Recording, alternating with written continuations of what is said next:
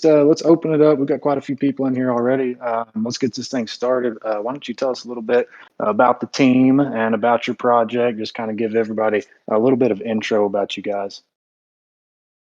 Okay. So happy lunchtime, everyone. Some of you will be evening, but our team is a 5-man team. We have myself, who I'm from Singapore, and we have 3 of us are from Europe, and our last guy is from USA. So we have a full stack, a half stack, a graphic designer, community manager, and then myself. I act as like a CFO for the team. So the 5 of us kind of met over the last couple of months, and then we got together to conceptualize this Aalto protocol, which is what we would describe as a capital gains system, using the rebase token mechanics in order to provide accumulation tokens, like in order to provide accumulation of Aalto tokens for our bank staking system. Yeah. That's the short version. Cool. So why don't you tell everybody what chain you're on, when you guys launched, all that good stuff. All right. So we just launched yesterday, and we're on the Binance Smart Chain, and our liquidity is on PancakeSwap. Our liquidity has been locked with Cryptex. If you go to our Discord, you'll be able to see our. There's a link inside the announcements to the liquidity locking, as well as we've already conducted our first burn, So, yep, we are live on trading is enabled on PancakeSwap. So, yep. Okay. You've got the links, I'm sure, in your announcement channel on your Discord for charts, Yep. contract address, all that stuff. Yep. Yeah. Okay, guys, if y'all charts, are interested in that, head over to that Discord. Yeah, go ahead over there, check that stuff out. So we've got some community submitted questions here. So let's get started on some of those. So Shin wants to know which kind of token will be in the treasure trove and where and when will the funds be utilized? And have you shared your treasury address? Yes. So if you go on the official links, you'll be able to find our white paper and the addresses for our treasure trove, as well as the insurance fund, the debt wallet, like the actual debt wallet, so you can see the amount of burns and everything. That is all available publicly. You'll be able to check it out over there. As far as what kind of funds the treasury holds, it will be mostly non-native assets and stables, and a little bit of Aalto from protocol-owned investments. We will invest in ourselves, obviously, and the non-native assets will come from protocol-owned investments, cross-chain, crypto, like yield farming ventures. And then those revenue streams that we set up on chain will be fed back into the treasury. A little bit of it will be used to compound our position, and then the rest will be distributed to the bank stakers. Okay, gotcha. So he's also wondering how the auto burn and auto liquidity model works. Can you dive into that a little bit more? Okay. So it's not an uncommon feature in rebase protocols to have your buyback and burns or your auto liquidity formation. So how that works would be every single time a transaction occurs, a small portion of the trading fees will be used to create liquidity for the protocol. And in our case, instead of it being held in the treasury or a liquidity wallet, the contract actually accumulates the LP within itself, and then after it surpasses a certain threshold, it will be sent to the DID wallet. And what that means is that the liquidity tokens or the liquidity receipt tokens that get sent to the DID wallet are effectively burned forever, meaning there will always be a growing amount of liquidity for investors to always be able to trade Aalto on the market. As far as the auto burn goes, it's quite a similar concept as well. A little bit of the trading fees, 2% in our case, will be accumulated inside the contract itself, and then after every time it passes a certain threshold, it will be sent to the DID wallet. Yeah. So okay, got it. I was just flipping through your white paper here and saw the Coral Preservation Fund. Can we hear a little more about that?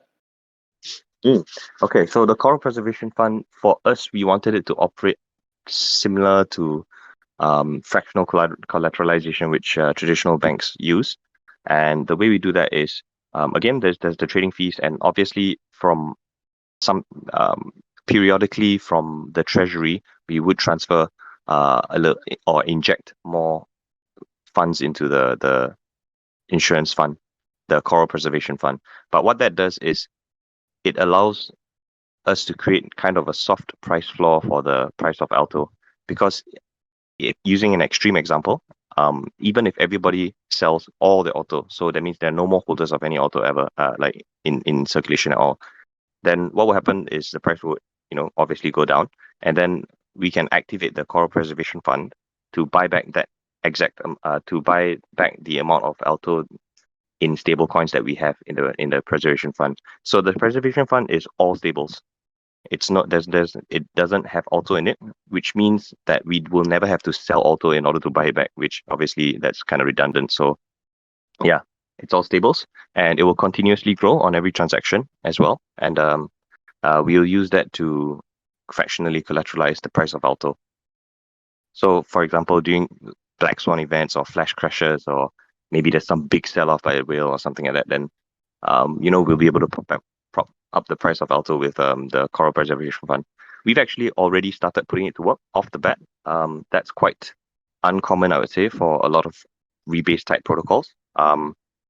We decided that off the bat we wanted to have at least 8% of our liquidity value in the coral preservation fund. Right now, we actually have almost 20% of our, as in we're almost 20% collateralized with our preservation fund. So yeah, I think it's pretty good, and we're only the second day in from launch. So yeah, that's definitely pretty good.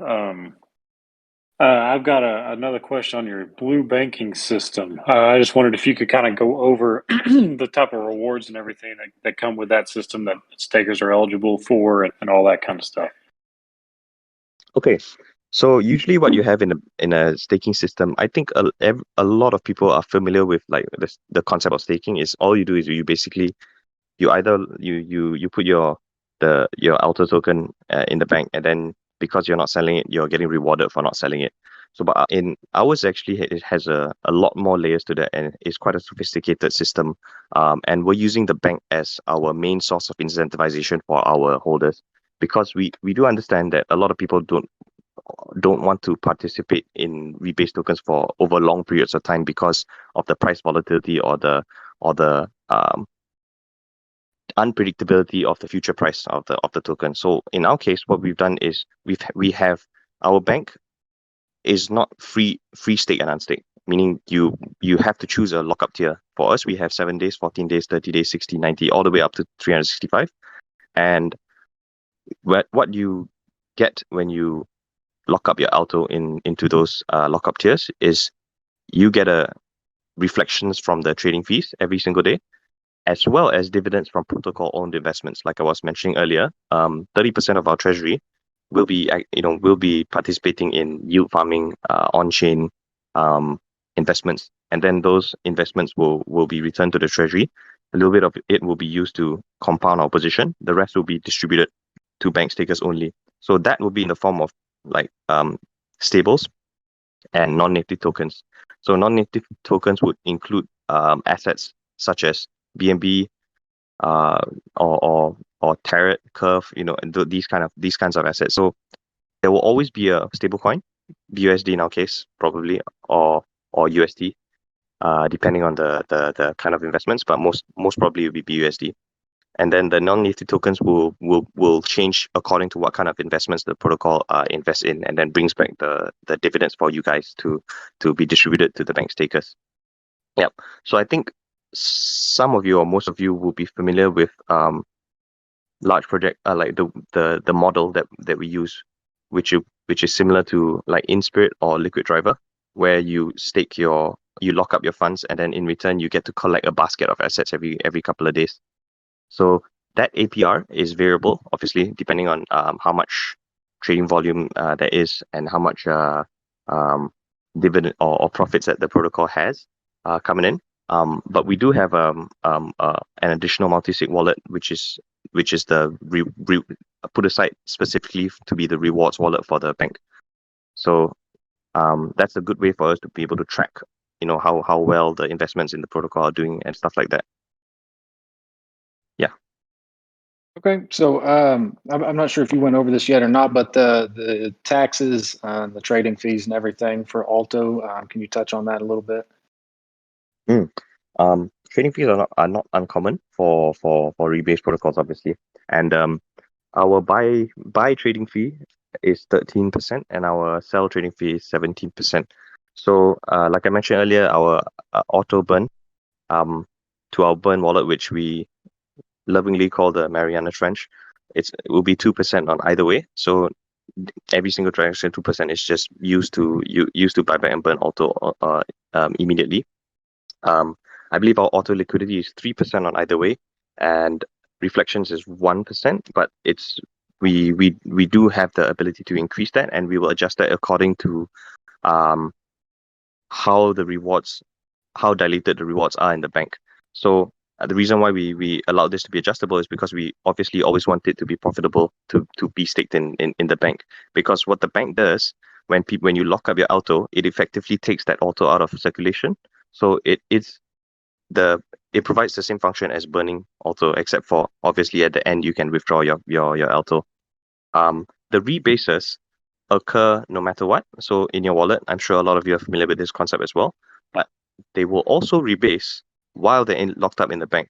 So for example, if you simply just lock up your Aalto in the bank for whatever time period or lockup tier that you're comfortable with, you will still continue to receive your rebases inside the bank while being eligible for all of your stablecoin and non-native asset rewards continuously. And because it continues to rebase, your position in the bank grows, and because you have a larger position, then you are entitled to a larger portion of the rewards. Yeah. So I hope I answered the question completely. Yeah, absolutely.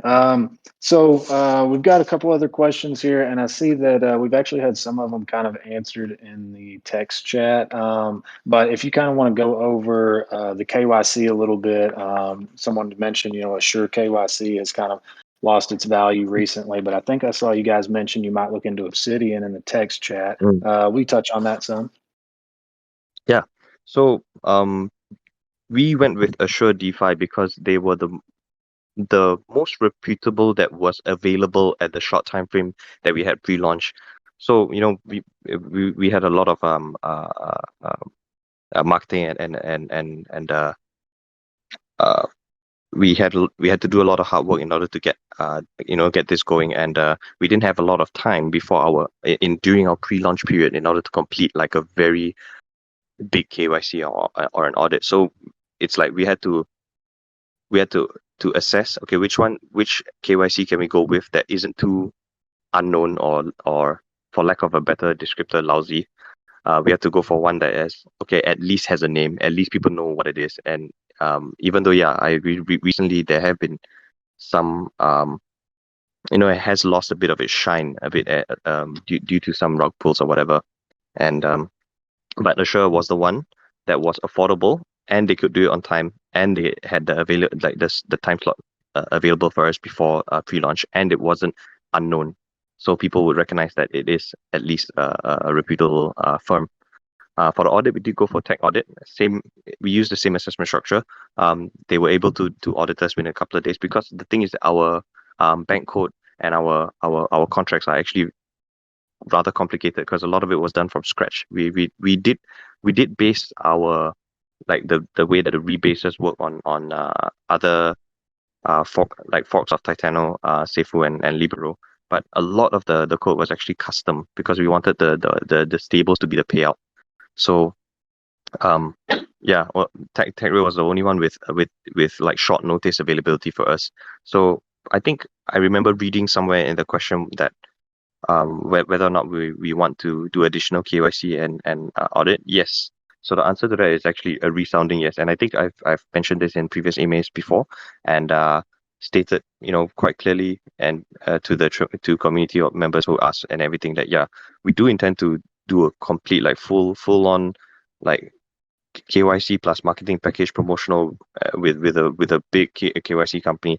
Obsidian was our number one choice at that time. Recently though, they have seen a little bit of FUD and tarnishing of their reputation because of the whole Titano versus Jesse Echo thing. And I'm not trying to criticize them for anything or anything like that. I'm just saying, it is what it is, and sometimes the community sentiment will move along with that.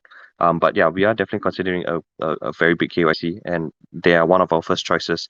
One of our partnerships that we have going on or are in the process of planning has good connections or network with Jesse Echo and Obsidian. So yeah, we are definitely considering that as one of our top few picks.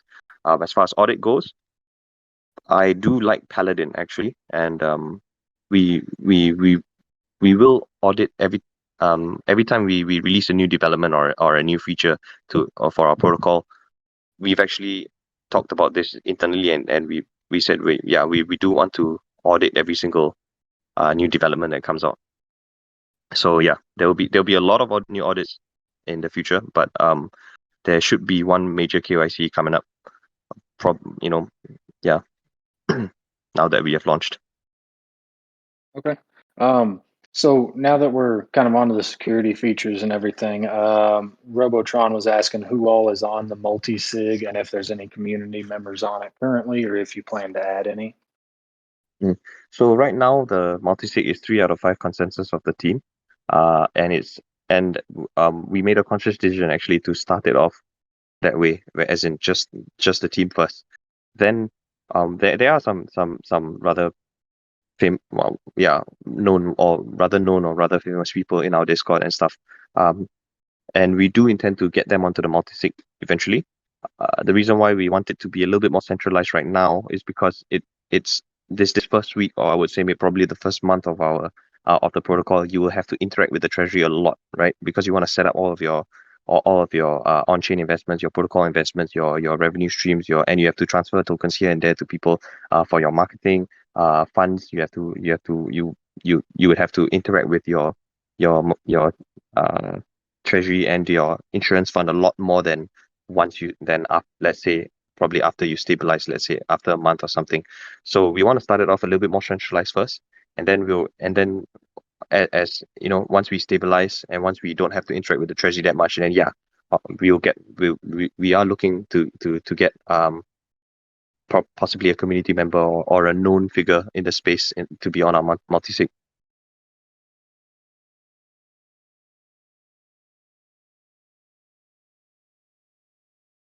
Okay, cool. Yeah, I know that's important to a lot of community members out there, that they see that they've got someone that's on their side tied to that. So anyways, I think it's probably a good time. We've got 116 people in here right now. Let's open up this giveaway channel.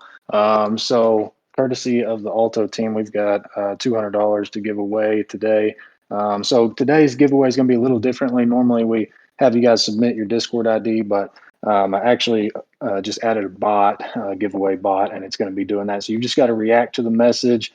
Give me just a second. I'm going to open up this channel. We're going to make it public. So about to open it right now. You'll have 5 minutes to react to that message, and then we'll close it down, and the giveaway bot will draw here at the end. So we're going to go ahead and open that up. Go ahead and react to that message. So anybody, if you got any questions, raise your hand. I can bring you up to speak, or I've got several more to go through from the community here. So we'll continue on. So Silver Igniter says, really likes a mutual partnership between you guys and Goldmint. He thinks it's a great example for partnerships in the future. Do you guys have anything else lined up? Yeah. So we actually have a few official partners. I think if you go to our white paper, you'll be able to check it out. There's the first long-term one that we have, we have a permanent place with the DeFi Hub. When we met them, they weren't that big at first. They've grown substantially since we first solidify our partnership with them. So that one we have a permanent space on their channel. If you don't know what it is, it's basically like a DeFi community who are full of smart investors. Some of them are not so smart, some are very smart, and obviously with every community it's like that. and there are some degens in there as well, and a lot of people who are trying to find gems, DeFi gems, in order to participate in. So that community is growing pretty fast, and they have degen finance and American Money, and I think Grape is on there as well, as part of their list of promoted projects. So we're on there permanently. We have a permanent channel with them, and they will continue to help us with our marketing campaign and stuff. There's another partnership we have is actually Luna Crypto Securities. They've also recently started, but they have a subscription based model, which is quite cool. So you would have to purchase a subscription with them, and then you would get access to a whole bunch of different advantages, like I think whitelist spots and stuff like that. Their founder actually is a mod with Obsidian Council, so they do have a good network, and we can definitely leverage on that as far as partnerships goes. Goldmint partnership, you already know that we have that going, and it's a mutual investment kind of partnership. So they'll invest a portion of their treasury into us, and we'll invest a portion of our treasury into them. They're an algo stablecoin pegged to PaxG, which is basically gold, synthetic gold, or basically a cryptocurrency that represents the value of gold. So we thought that would be a very good investment or a partnership to have, because part of the non-native token assets that we want to accumulate in the treasury, one of them is actually gold, right? Because gold usually very frequently is used as a hedge against inflation for traditional markets. So it's never a bad asset to try and accumulate. So yeah, that's how that was going. We do have a long-term media partner as well. Crypto Truth Bombs is our long-term media partner. We signed a multiple video series with him, and he'll be helping us out as well. And he does pop into chat and the Discord from time to time to say hi and stuff like that. Yep. So we have that going as well. I'm not sure if I think I might have missed one or two, but yeah, those are the main ones. Well, that's great. And I think partnerships are super important, as far as especially helping you grow quickly. I mean, it's they get you there a lot faster for sure. So we always ask every project, how they're making their money. Node Champy specifically asked if you guys are getting paid from token allocation of the treasury. I always tell everybody, I think the most important thing is that you're upfront, honest about it. Everybody knows how you're getting paid. So it's nothing shady. And I mean, everybody knows you can't work for free. Hard to pay your mortgage that way if you do. So we always just, ask teams just be straight up about it. And that's what everybody kind of expects. So how are you guys getting paid? Yeah. So the way we have set up our tokenomics, this could lead into an explanation for another one of the questions that I see inside there. Unlike most rebase kind of protocols, which don't have a max supply, meaning the native token is elastic. Ours actually has a max supply, so we have a supply cap for our Aalto, and the reason why we wanted to do that is because we are trying to actually reach max supply, so that with all the other deflationary mechanisms we have in place, that once we reach max supply, Aalto will truly become deflationary. We've projected that to happen in about a year and a half, and then from then on, there will not be any new Aalto being minted. So the demand should outpace the supply that way, and then the price appreciation would be very relevant in that case.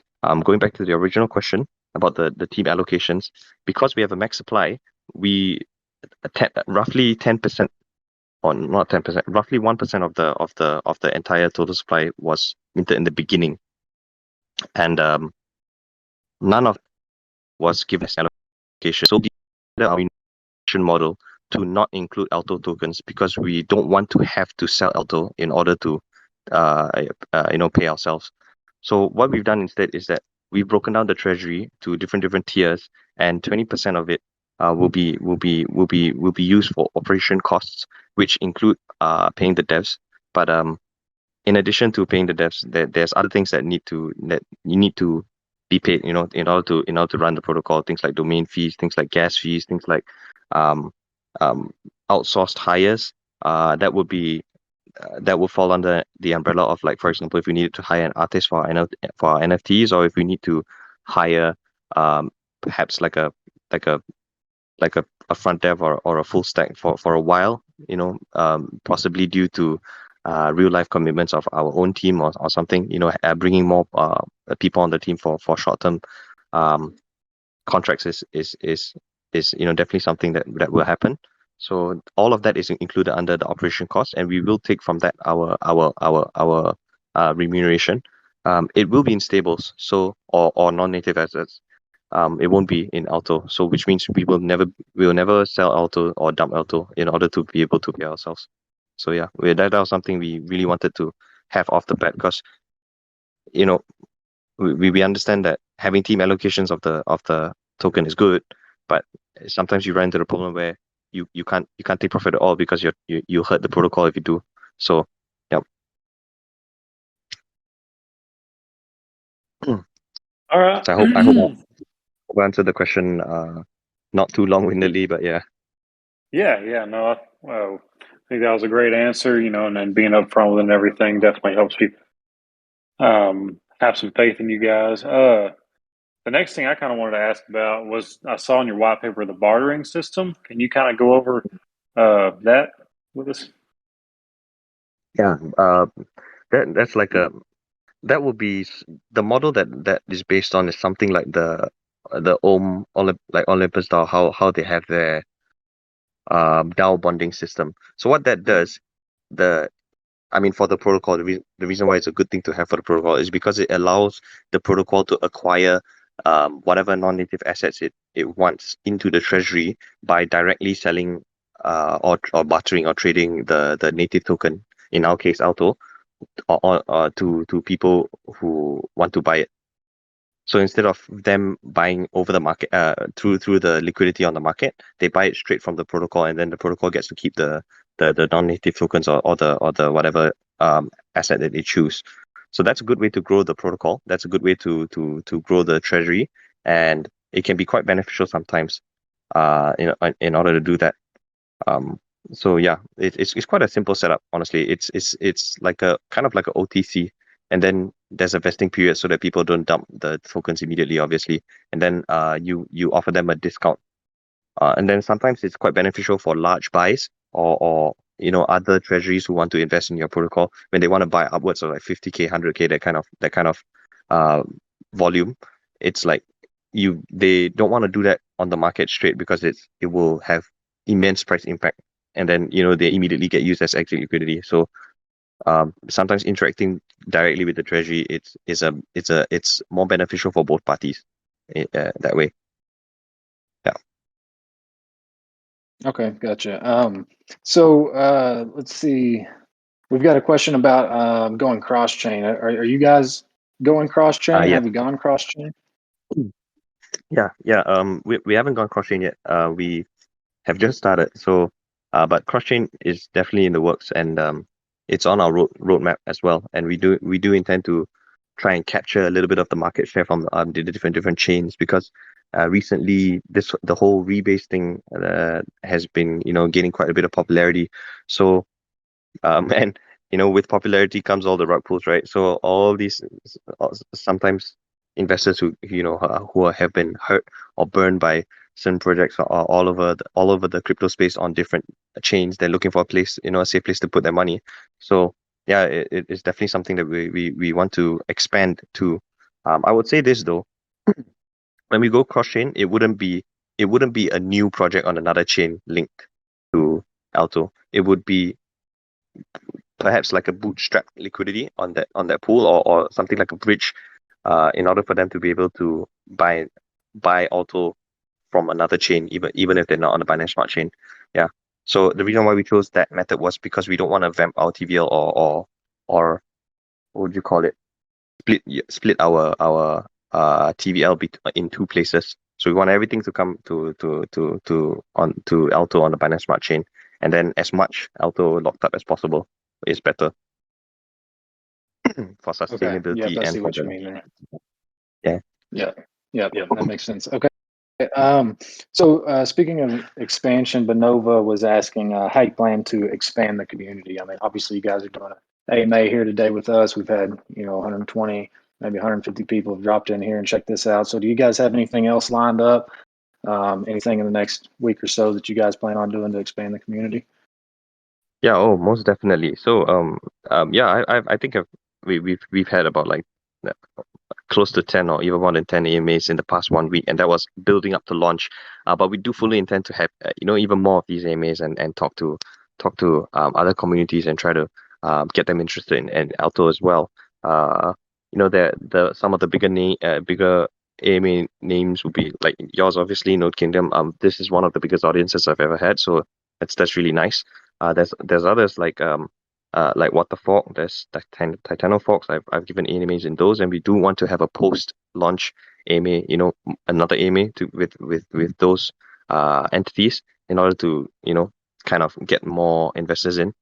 Um, I also do internal AMAs well, I wouldn't call them AMAs. I kind of just open up the chat and let everybody talk, like just kind of like a hangout session and have community engagement in our Discord itself. I think if you go to our Discord, we do have a few OGs uh, with of a few people with OG rules over there, and I think they're very, very helpful. And one of the things we really wanted to do with Aalto is build like a strong core community so that the Discord and the chat is always welcoming and is always patient with newbies and it's night and day difference, right? When you go to a Discord and people welcome you and are very, very helpful, pointing you into the right direction with all the correct links and stuff, versus like if you enter and then ask questions and they just laugh at you for being a noob or be very toxic. So yeah. Yeah, community engagement is one of our priorities. Yeah, absolutely. Community can honestly kind of make it or break it. So yeah, it's community engagement is huge. So normally, before we kind of wrap things up, we go over the security features and everything. But you already touched on those quite a bit. If there's anything we may have missed that you'd like to add, though, before we kind of close out for the day, yeah, let's feel free to talk about those. I think we covered everything on the security. But yeah, if you want to touch on all that one more time, I just know that it's super important for everybody. And then if there's anything else you think we need to bring up. Hmm. So as far as security goes, we have done an audit with FactBrate, and we have done a KYC with Assure.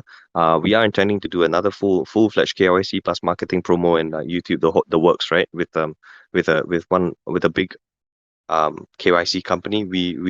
We are considering, one of our first few considerations is Obsidian. I'm not saying that we are definitely going to use them, but we have quite a bit of connections and through our network, and we obviously want to take advantage of that and make use of that.